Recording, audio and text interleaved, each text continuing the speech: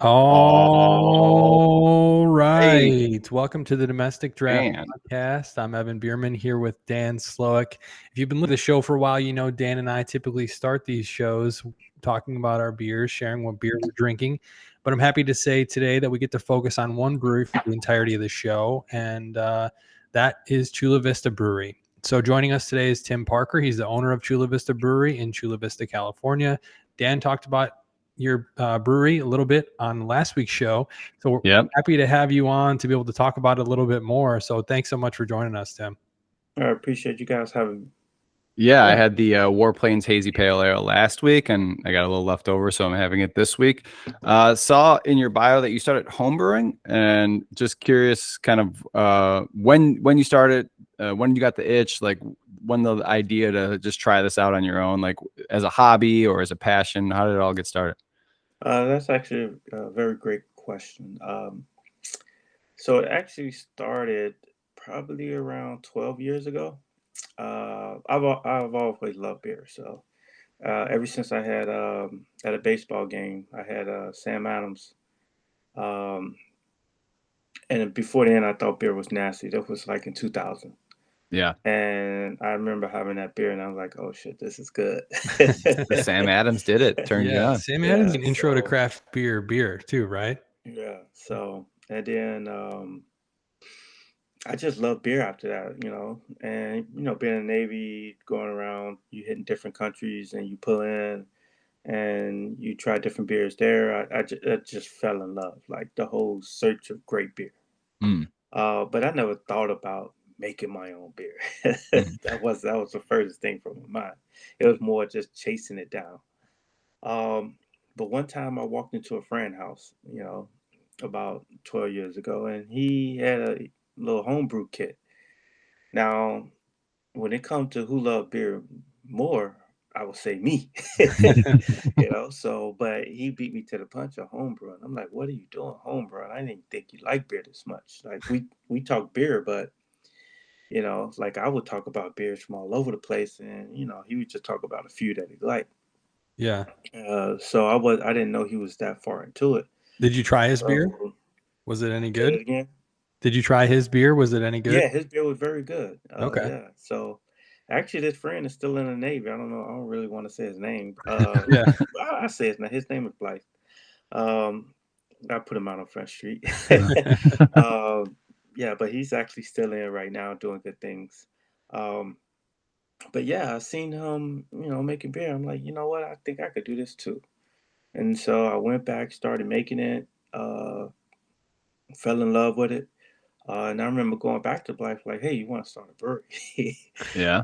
Black was like, nah, that's too far. I'm like, all right, I'm about to do it. Nice. And this was actually all while I was still in Navy. So I was coming closer towards the end of my career. He was still early in his, which is why he's still in right now. Do you remember And that first beer you made?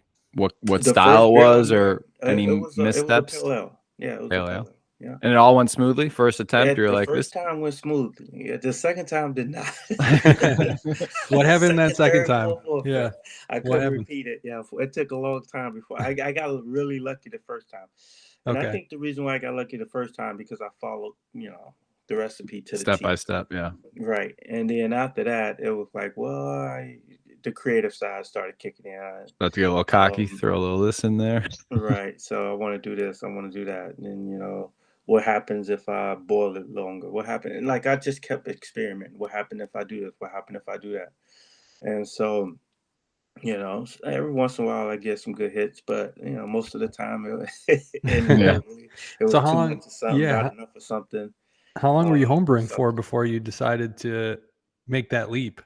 say that one more time. How long were you homebrewing for before you decided to make that leap? Um, so I think I was probably home brewing for about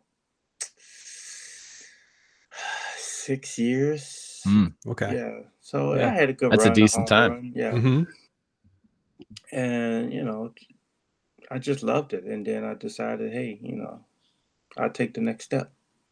And it Yeah. was you. Are you living in Chula Vista? Is that why Um, you chose that exactly. Third Avenue?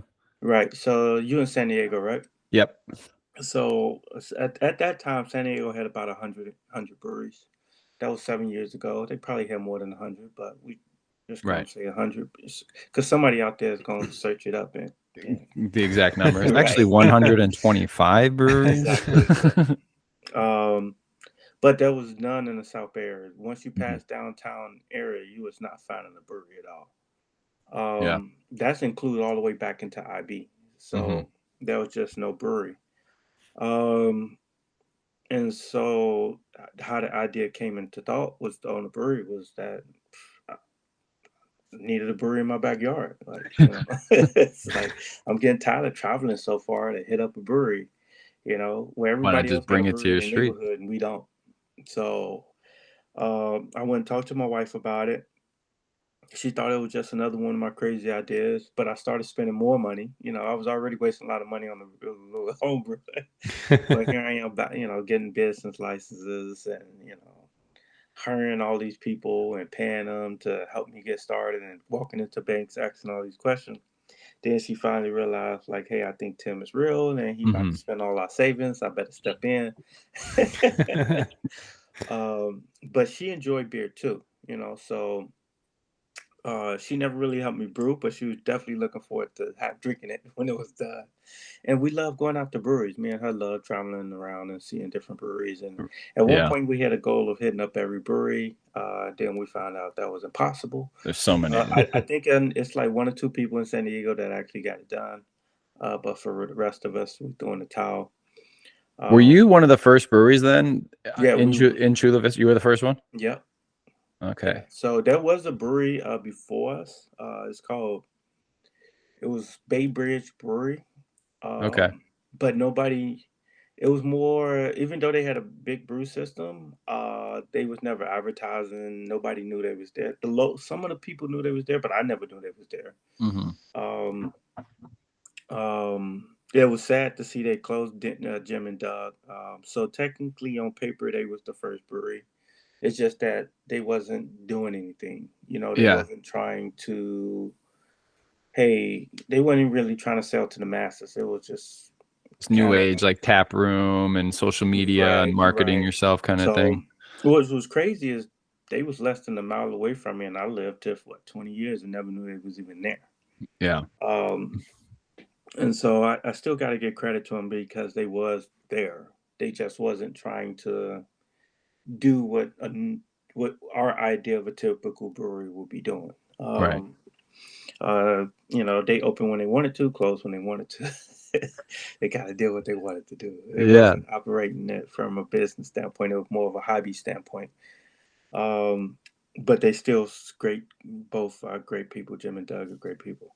So Um, in those first couple of years of you establishing yourself there in Chula and everything, are you trying to emulate any breweries that you would go to with your wife and like really enjoyed, or are you just trying to do everything like authentic and different, or little pieces here and there? Like, how did you set up your tap room, your vibe, your overall branding, and all of that?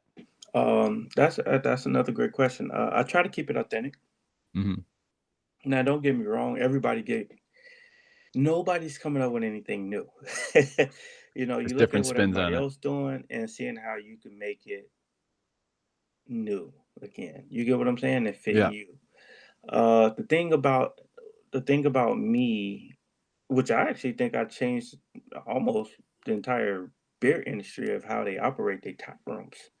Because most tap rooms you walk in at that time, there was actually it still is mostly all white male Hmm.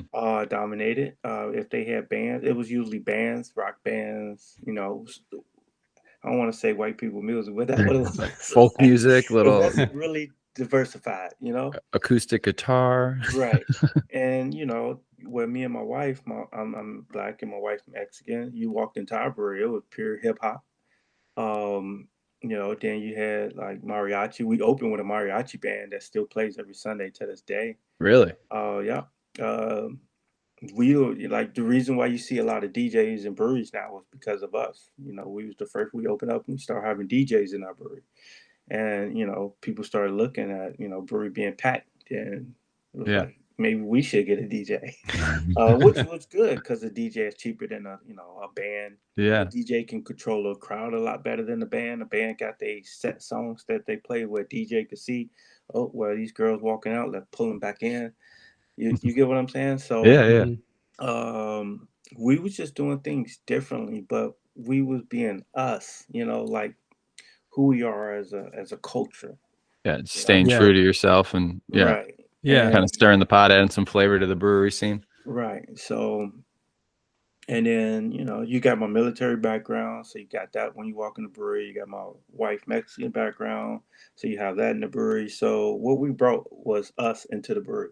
So you walk in the brewery, all you're doing is seeing a reflection of me and my wife. I love that. And who we are. Yeah. And that's what we did. And it paid off. It was successful. Yeah. I mean, we talked in the pre-show a little bit about how you're from Chicago too. Is there any Chicago ties in the brewery? You're right. Better believe it is. There we go. I got that Bears flag hanging.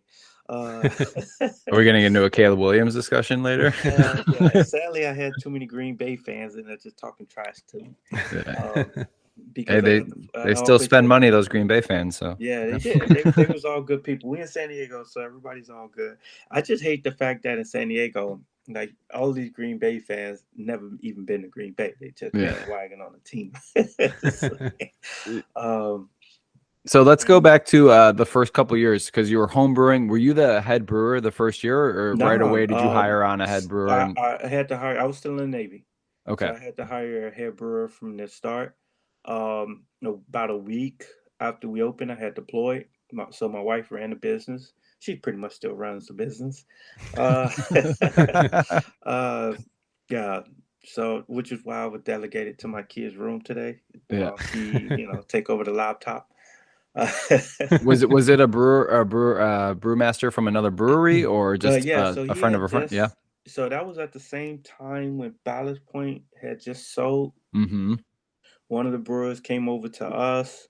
He was there for about a year, and then we have now a year later. James took over as the head brewer, who's still our head brewer to this day. Nice. You talked about traveling to different countries, being in the Navy. How have those travels abroad impacted, your view of beer, and then, the styles that you guys brew? Do you bring anything back from any of those countries that you visited and say, I want to make, this kind of beer because I saw that here? Anything like that? I mean, I've tried to do that, and I think in the beginning. But at the end of the day, it's a business, so you have to sell whatever the people want to drink. Okay. I mean, our number one beer is a blonde ale, and to be honest, it's hard to find me ever drinking a blonde ale. It's just. Is that always been the case, the blonde ale, or are you seeing like a change? Really? Blonde ale has always been in the South Bay area. Has always been the number one seller. And you find that a lot with the breweries that actually came to the South Bay. You see that with Pizza Port now making like the lagers, honey ale or whatever. In the South Bay area right now. Mike Hess got a lot of light beers now. A lot of people, and a lot of times people like beers has always been in the tap room has been a number one seller. It's just that you try to win awards for your IPAs and stuff, but usually the light beers is what sells the most. In most cases, especially if you're going to be in the South Bay area. Okay. So you kind of let the consumer preference dictate, what you guys are making. But what if you want to make something new? How do you determine that? Like, what are the steps to determining, what kind of beer to make? We do that every month. Okay. So once, like right now, we have a cherry wheat on top. That was actually inspired from Sam Adams, cherry wheat, which is one of my favorite beers to drink to this day. So that's me mimicking that, and I even sent it to him. By the way, you get a response. You sent it to Sam Adams. I got a good relationship with those guys. So you get a response, yeah. And then we made a cucumber beer recently. Okay, that's really good, and that became a house beer. We made that with one of our DJs, Beto Perez. It got a whole thing behind it, merch behind it, all types of stuff came behind it. But that was an experimental beer. That's a blonde ale with. You put some like tahini on the rim of that beer. Yeah. Is that how that works? Yeah. Yeah. yeah. But it's unique because it's a blonde ale. We use hazy yeast. We put actual cucumber, lime, and salt in it. No fake stuff. And people just love it. We got a Sounds like a honey perfect. lavender. That's another crazy, unique one that we came out with recently. That tend to come back around because people enjoyed it so much. But that was brand new. So we try to do something. We The goal is hopefully once a month we could try to squeeze something new. Um, Is it Lately difficult we took finding a all little these bit. like ingredients? And like, are you just kind of like throwing out feelers for who's got what for your beer, or are there suppliers that you're able to get kind of your ingredients for brewing? So we got suppliers where we know we get our ingredients from. We Like do the get some lavender and honey locally. and all that stuff? Yeah, we do got people locally where we can get the lavender and the honey and the cucumbers from. And sometimes it's just you know a trip to Sprouts that's down the street. Really? Yeah, so Just to the supermarket, pick up some yeah. things? And we try to get natural organic stuff. We try to stay away from any of the adjuncts and stuff like that, if possible. You should try to sell that cucumber beer as like a beer back for Bloody Marys. I feel like being from Chicago and moving out here, Bloody Marys isn't super popular, but having like a cucumber beer back, like a little beer with your mixed drink or a michelada Yeah, would be we perfect. we we thought about that, making like a little michelada type drink. I I know don't know why we didn't Thorn pull the does one trigger. of I know those, right? Thorn does it. Yeah, Thorn does it. They Um, can it. It's a little weird in the can, gotta yeah, tell you. so yeah, I don't know why we haven't pulled the trigger for it. Um, but I probably at some point we might pull the trigger and try it. But when somebody do something new and unique like that with Thorn, I mean, them making the enchilada wasn't new. Hmm. Truthfully, I think we started definitely in the South Bay. I wouldn't say in the South Bay started. It was already being done in the Mexican culture. Hmm. Hmm. But as far as breweries, we was definitely um, probably the first to do it. Um, I know other people try to claim they were, but if you go back and just look at pictures and Instagram, and you'll see that and I tried to fight it. I hated it. Be honest, I don't think you should be mixing tomatoes in your juice. Uh, but I do know at that time we was the first, but we was the smallest, so nobody knew what we was doing down here. And I don't think anybody thought we was actually be around this long and still doing it and growing to two locations. So because the beer industry didn't know who I was still in the military, and I remember people thought like, "Who is this guy?" And then I was a black guy. They're like, "Who's this black guy?" And so I was a nobody. Um, How long did it take for you to go from your initial location on Third Avenue in Chula Vista to your East Lake tap room? about 4 years. 4 years. And is East Lake where you do most of your brewing still? And we brew at both locations. Okay. So both locations has a brew house. And pretty much, yeah, we try to keep the lineup the same, but sometimes they have one or two different ones. But for the most part, we try to keep the lineup the same because you got a lot of both are in Chula Vista, so and a lot of people visit both. The same people will visit both breweries and look for that same beer. So we try to keep it very much the taps similar. Mm. But East Lake do got more tap handles, so it does allow it to carry more beer over there. No. Is the San Diego brewery scene, a collaborative one? Do you have a lot of collaborations with other breweries? Is it more so competitive? I guess how does everyone interact with each other there? I'm, It's out in Chicago area, so I'm not. it's all the above. Very Okay. collaborative.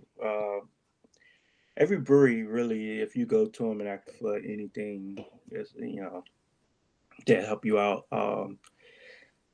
Like honestly, I wouldn't be here. Like I got to give big credit and big shout out to Gina and them over at Pizza Port, Nacho, and all those guys. Because when it was just an idea in my head, that was the brewery that was like open up the floodgates. Let me show you how to do it. Mm. So when everybody else thought I was a nobody coming out of nowhere, that was a big brewery in town. Like literally, Had you in the here corner. you go. And when I open up, hey, here you go. You're gonna need this. You're gonna need that. Like if I ran out of something, because that happens a lot when you, for new breweries, you run out of stuff real fast. And you're like, whoa, what just happened? I need this. I didn't know I needed this, and they will come in and help us out. Bay Bridge did that too. Um, so yeah, Collaborative, but also competitive.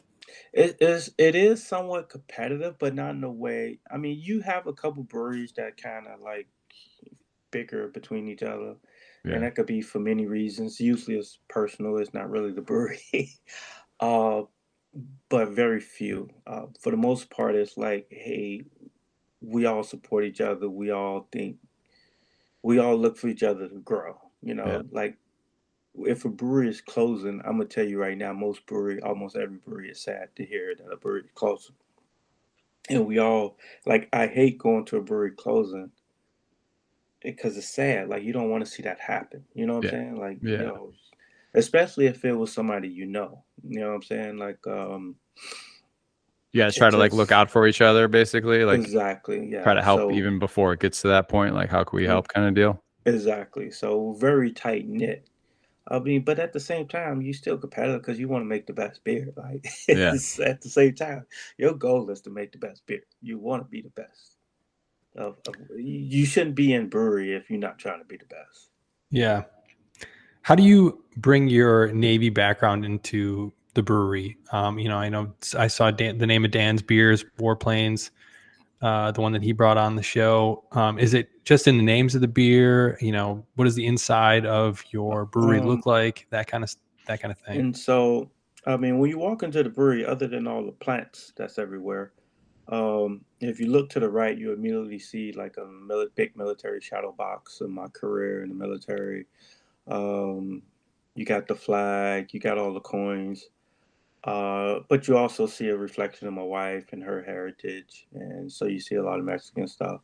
So you immediately should know when you walk in, and just look around. This guy's military. Oh, somebody's in here Mexican. Oh, somebody's in here as a Bears fan. All So right. yeah, Yeah. it won't take you long if you just take a walk around and tour the place. And I And was there. I was there on Tuesday, and you guys offer a heroes discount as well. If you yep. want to talk about what that means to you. I'm about to quote something that comes from the Best Defense Foundation. Actually, take care of those who take care of you. Uh, and that's what Donnie Airways Best Defense. Shout out to them. Make sure you donate to them guys at the bestdefense.com or .org, one of those. But you have to give back. You have to take care of those, and that's just not military. That's doctors, nurses, teachers, police officers, firefighters, any of those group of people who put their lives on the line to either help you, protect you, or a discount is nothing. You know what I'm saying? Yeah. Right. Basically, you're getting rid of taxes. That's really what it is, and it's still not enough for what they do. Because what we do is some of us walk away with lifelong issues. Right. I got lifelong issues. I'm gonna forever have back pain, shoulder pain, neck pain. I'm considered disabled on paper. So, some of us walk around with those things and you just don't know, walk around with PTSD and all that. But, it was all worth it for us. It was worth every pain was worth it, to do Yeah. that. So that discount, every business should do that. I shouldn't be doing it just because I was in the military. I think every business should do that. I agree. Yeah. Talk a little bit about too being the only San Diego County Black-owned brewery. How has that kind of shaped who you guys are in the community, and what kind of challenges has come along with that? I mean, I never really faced any challenges being the only black-owned brewery. I mean, that's not the goal. Hmm. You did have another one that Jonathan had, Thunderhawk, um, but we opened around the same time, but they closed a few years later. Um, but I mean, I really don't know what to say about that because they're really, Yeah. I'm one It's been a black really owned. welcoming community in Right, very general. welcoming community. It's not like I don't. It's not something I think. I don't walk into the space and people look at me like, oh, that's the only black owned member. Right. A lot of times I don't even think about it until somebody say something. It's like, oh yeah, I am. um, but my wife is Mexican as well, and of that, we is only two Mexican owned breweries, us and Border X and Mujeres, And which is also husband and wife. Barrio. So yeah, so Border X is like the husband version, Mujeres is the wife Right. brewery. But they technically, it's like me and my wife. We the Is same she brewery. gonna? Is your wife gonna open up her own brewery? We the same. Well, if she want to name it hers, they can, like what they did. But it's the same. Yeah. I know them both. It's the same brewery. Um, but I think how they separated was where it's kind of a his and hers type thing. That's just how they did it. But it's the same company and it's Mexican owned. Sadly, you do got people that pretend to be Mexican owned, and they not. But I'm gonna tell you here right now, there's only two Mexican owned breweries in San Diego. Um, I do know you guys a couple coming down from LA with some tasting rooms, but actual breweries that from San Diego. That's Right. just two, and that's us and Border X and Mujeres. Gotcha. I know. How long have you been operating under Chula Vista Brewery? 7 years. So we hit 7 7 years. years in May. And you got two locations. Is there anything kind of coming up on your horizons? Are you trying to get into any distribution? Are you trying to, I don't know if you're in like Petco Park or anything like We're that. not in Petco Park yet. I don't make enough beer for Petco. I mean, Petco would let me in. It's just that I don't make enough beer, to do it. Um, I mean, right now you can find us in all the Trader Joe's, some Albertsons, some Vons, just in the South Bay area. Um, you find us in some of the local liquor stores. We try to keep it hyper local. Hmm. Um, you can find us in some of the hotels like the Hyatts. Soon you should be seeing us in the Gaylords hotels that's about to be built very soon. I built a good relationship with them. So, I mean, right now we really focus on being local, and It seems kind of like your mission, right? Is to kind of stay in the community, grow roots in the community, be that community brewery for Chula. well, I want to grow, but I think how I look at it is control your backyard first before you Yeah, don't get try out to over your spread out. skis To too far. Yeah, and my whole goal is to bring craft beer to my area, which I think I successfully did. I mean, now it's like, I mean, you got a bunch of breweries in the South Bay now. And look what happened to Third Avenue. Third Avenue has grown so much. It's When I crazy. opened, none of that was there. None of it, except How for many mom and breweries pop are there shops. now? There's two other ones, There's Groundswell really and Three only Punks. there's only really yeah. You got us, Three Punk, and Groundswell. Um, but now you got so many tasting rooms all promoting craft beer. You got the breweries, and then you got the breweries that went even further south into the IB area. You got Peace Support, Mike Hmm. Hess.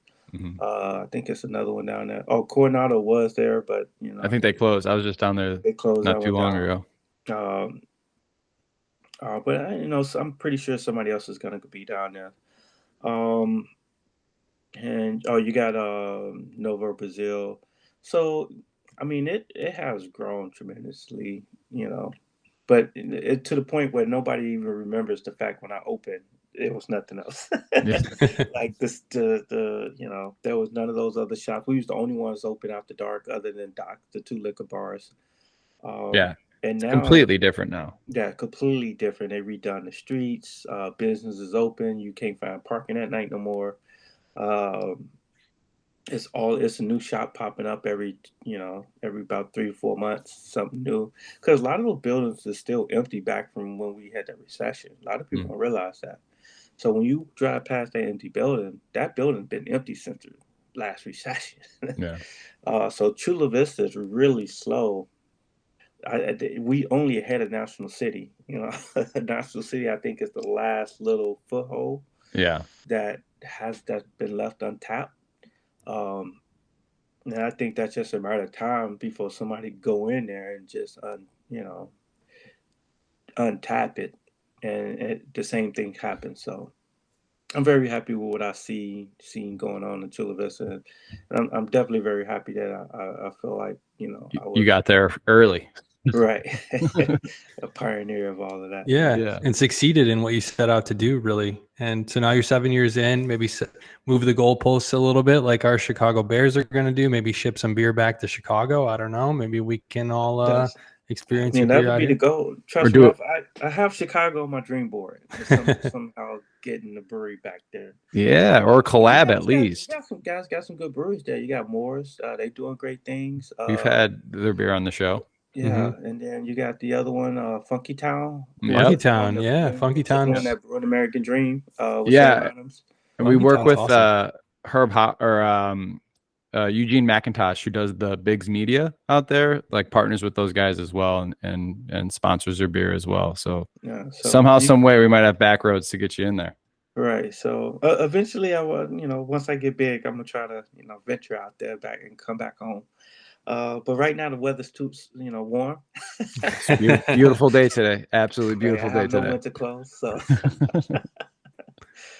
Yeah. All right.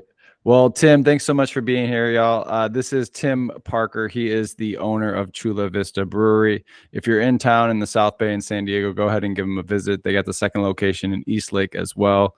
Tim, thanks so much for being here, man. All right. Well, before we end the podcast, we haven't talked about the Bears. Oh, you want to talk about the Bears? Let's hear it. Tim, where do you think this team's headed? Are you a Caleb Williams guy? What do you think they're going to do with these 2 top 10 picks? I'm not gonna lie, I'm still a little bit hurt about Fields. Yeah, you're in the Fields camp. Only because I feel like they should have gave him a shot. He never was given a chance. I think they would have if they didn't have the number 1 pick. Right. I mean, I get it. I totally Yeah. understand, and I would have still picked the quarterback with that number 1 pick. But I think they should have gave him. But I like where Fields landed, so I'm happy with that. Yeah. I feel like he landed in a good spot with a good team, with a good coach.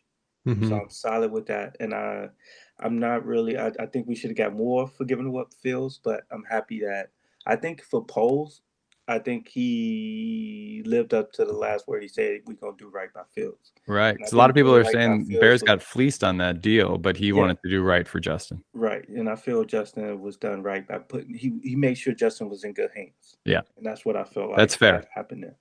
So I could live with that. Yeah. Now, I think the first pick is pretty much done. It's the second pick. I would like to see us try to go for Marvin Harris. And if that involves trading up, I'm willing to do it. Do it. Yeah. And I think if that happened, it's just done. I think Ian Allen, Marvin Harrison, DJ Moore. Right. I think the next 5 to 10, we better have a Super Bowl. Yeah. They got the picks to do it. I think they could move up. They got. But Ryan Poles he's an offensive lineman guy. He's gonna take a lineman. I know he is. He cares so much about solidifying that offensive line to where you can maybe get a. They picked up some offensive linemen off the. They did. They drafted last year. I think he's still gonna go. I think he just wants to have the best offensive line in the league. And then I think you're gonna pick up offensive line too, but I don't think you need to pick them up at 1 and 9. Yeah, well, not 1. Yeah. He likes to take them later too. So so I definitely think at some point they're gonna work on the offensive line. But I think here's the thing: if you have a force out there with with three powerhouses, lining up. That frees up the offensive line. You can't just blitz, because Allen gonna kill you on the blitz. Yeah, he gonna kill you on those shortcut routes. I've watched it too many times here in San Diego. So I was gonna say, did you become a Chargers fan a little bit? I never was a Chargers fan. Don't do me at this service. just watching the games because they're local. Put major evil on me, Ricky. Don't you put that on me? Don't put it on him. But I've seen them. Yeah. You're forced to see the local team that plays if you're gonna live in that area.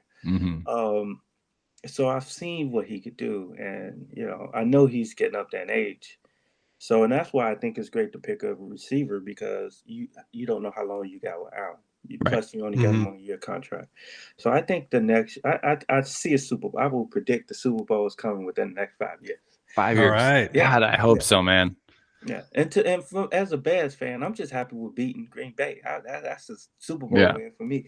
But That it would be does nice feel to do at it least does once. feel good right now, like as a Bears fan, right? Like the team's going in the right direction. You have faith in the front office. You're excited about the new quarterback. Like it feels There's good to be momentum. a Bears I fan. have faith in polls. I don't Yeah. have Yeah. faith in Eberflus. in the family. Oh, the McCaskies. Yeah. I think if Yeah. we let them start making decisions again, it could go bad. hmm But I like where he's going. I think I've seen something the other day where they talk about it's time to break the culture, and they absolutely right, because I've Yeah. seen that in the military a lot, where commands go bad because they just got a bad culture that no matter who you put in, and until you get somebody to come in and just break it, you got to break it first. And sometimes it sucks living going with that breaker. That's making things worse at first, and when you first look at it at glance. But that's okay, because look what happens once you build it back up. And that's what I see. All right, he came in, he broke it. He broke the mold. We had a couple failures in between all that, but he still broke it. And look what's coming out right now. So everybody thinks he's a genius now. But just last year, we was all looking like, yo, what is he doing? Right. But you got to remember, Post, that Trubisky pick wasn't his. That wasn't his fault. hmm You know? And so far, what he's done in the draft has been amazing. Oh yeah, he's tore that whole thing down and he's building it back up. Yeah. Exactly. And then he's given us even more picks than what any average team has in the draft. So I'm loving these trades he pulls off. I think that's maybe his best skill, his best asset is these like, middle of the night, you're asleep and then you wake up like, whoa, we got Keenan Allen. What? Right. And then when we traded the one pick for DJ Moore, like what? I mean, like look what these he did in trades. the middle of the season Sweat. with defense. I mean, Yeah, the Montez defense was Sweat. terrible. At first, that was the first time in my life this season where in the beginning of the season, I was like, oh, I don't even know what defense this is. This is not Bears defense. Middle of the season, totally swapped it around with that one. He pulled out that one trade, Mm-hmm. and boom, now you top 10 defense in the league. Yeah. And That was just locked one up the trade. corner. Yeah. Yeah. So he's definitely making the right moves. I'm totally looking forward to it. It might even make me come back to Chicago during the winter to see a game. All right, before we get Yeah. you out here, then how many wins? What's the record? They play 17 games now. I think we'll go 10 easily. 10-7. Yeah, 10-7. You do have a rookie quarterback. He's gonna have his bumps in the road. Sure. I don't think we're gonna go deep in the playoffs. No, I don't think that we're gonna go that far. But I think next year, the following year after the season coming up, I think that's the season where you see like, all right, what the Bears are truly made of. I think we could probably go deep and get lucky, but I don't see us pulling off a Super Bowl win with a rookie quarterback. That's what I don't see. Who's the last one to go? Was it Russell Wilson his rookie year went to the Super Bowl? I think I don't so. think he won it, but he went. Yeah. That'd be pretty special. Do you guys play the Bears games at the brewery? Oh, of course. That's why I got all the Green Bay fans at the brewery. Okay. All right. All all right. right. We play. I got the NFL package just for the Bears, and I'm going to have to check it out then. yeah, they all come out and take advantage, and I'm a little salty about that. Well, appreciate you being here, Tim. Again, it is Chula Vista Brewery. Go give them a check. Visit them in Eastlake. Visit them in Chula Vista, and maybe they'll start distributing to Chicago soon. You can find them in your local Jewel Osco. Maybe. All right. Maybe. I haven't heard Jules in a long time. All right, Tim. Thanks for being here. All right. Thank you. Thanks Take a lot, care. Tim. All right. All right. Bye. All right. Thanks again to our guest, Tim Parker. Again, he is the owner of Chula Vista Brewery in Chula Vista, California. Check out Chula Vista Brewery if you're ever in the San Diego area.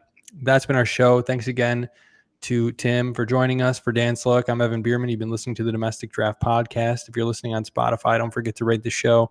You can find us on Twitter at Domestic Draft, on Instagram at Domestic Draft Podcast. Our website is domesticdraft.com, and you can watch the show on YouTube. Just search up Domestic Draft and drop us a sub. Thanks again for listening. Cheers. Cheers.